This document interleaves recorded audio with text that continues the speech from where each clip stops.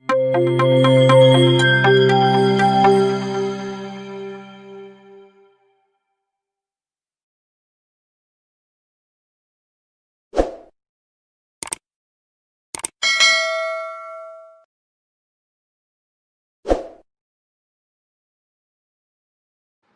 now let us try to see the comparison operators here.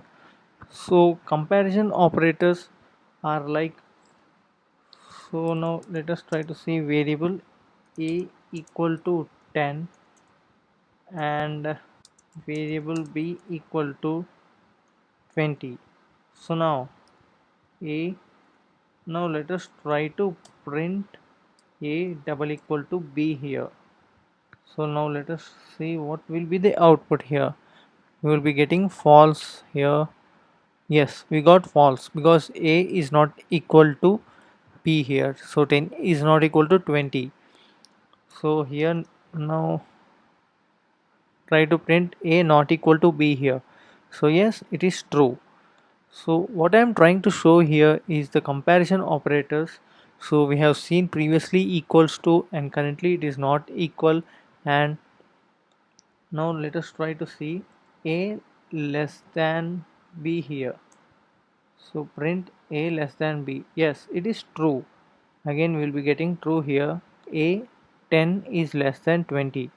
So a greater than b. So this one will be false here because 10 is not greater than 20. And here also we have greater than or equal to. So greater than or equal to will also be false here. Why? Because 10 is not equal to 20, even though here if you provide a is equal to 20 then it will be true here, but when you try to see only greater than symbol here, so this one will be false here because a and b are equal here. So in the same way less than or equal to also we can consider here. So now this one will be true here. Why? Because a is less than b.